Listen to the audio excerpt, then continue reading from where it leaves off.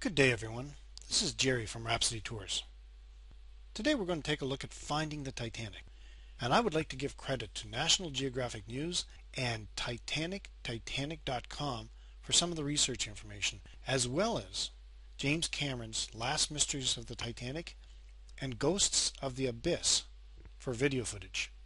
If you have not seen these movies yet, they are a must.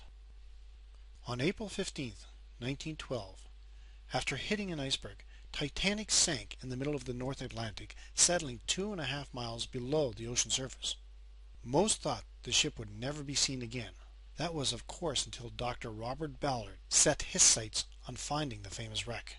Robert Ballard was born in Wichita, Kansas, and as a young boy moved to San Diego. This is where his passion began for all things beneath the sea. After reading Jules Verne's 20,000 Leagues Beneath the Sea, he began dreaming about being an underwater explorer. That dream turned into reality. Since 1973, Dr. Ballard has been interested in finding Titanic. He wanted to develop underwater visual image technology to make the danger of deep-sea diving in submersibles a thing of the past. His vision was to have a cable at least 2 miles long that would have attached a collection of high-tech video equipment. For this, he needed major funding. In 1977, using the drilling ship Alcoa Sea Probe, he tested his equipment. Not as he envisioned. The equipment pod was attached to a steel pipe and lowered through the bottom of the ship. The operation came to an end when, due to a mistake in the rigging of the pipe, there was a snap, everything crashed, and sank to the ocean floor. Dr. Ballard's search came to an abrupt end.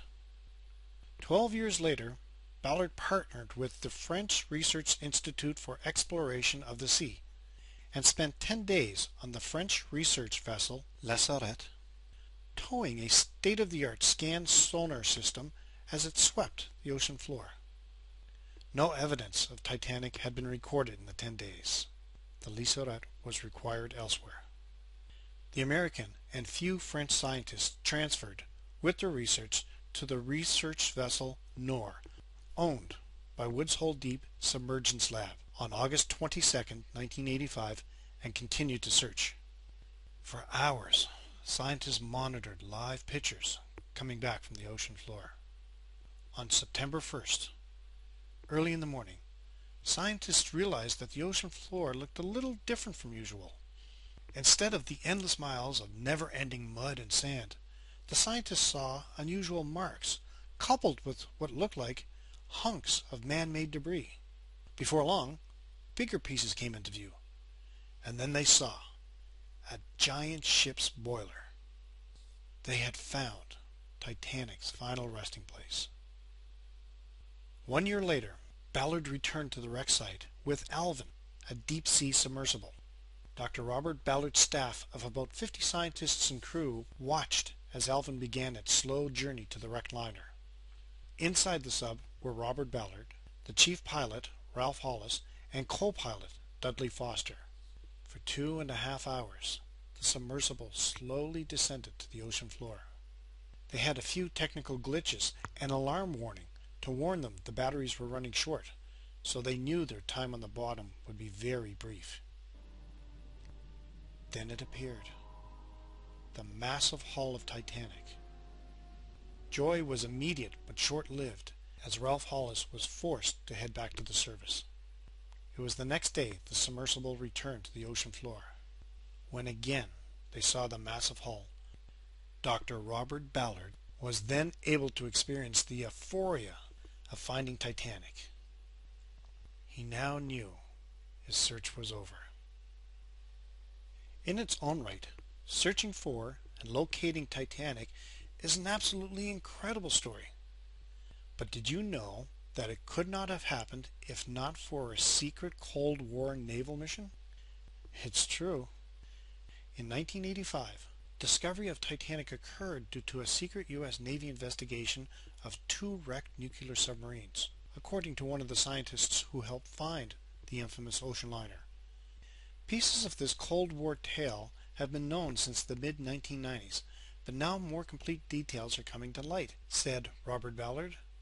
Ballard continued, "The Navy is finally discussing it, Ballard met with the Navy in 1982 to request funding to develop the robotic submersible technology he needed to find Titanic.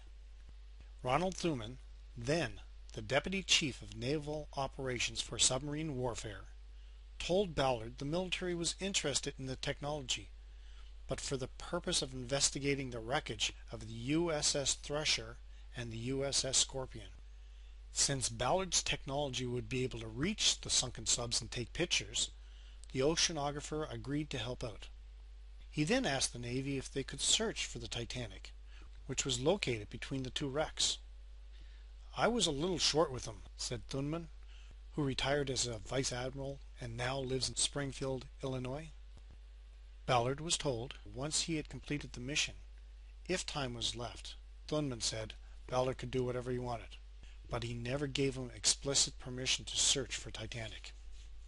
Not wasting the opportunity, Dr. Robert Ballard not only found the time, but he also found Titanic. An amazing story. Well, if you would like to have some information on Ireland, the birthplace of Titanic, visit us at www.rhapsodytours.net. That's RHAPSODY tours.net. Or you can reach us at Facebook on Ireland, the birthplace of Titanic page, or on Twitter at Rhapsody Tours. If you have any comments, we'd love to see them. In our next video, we'll take a look at the movies featuring Titanic. Until then, have a wonderful day.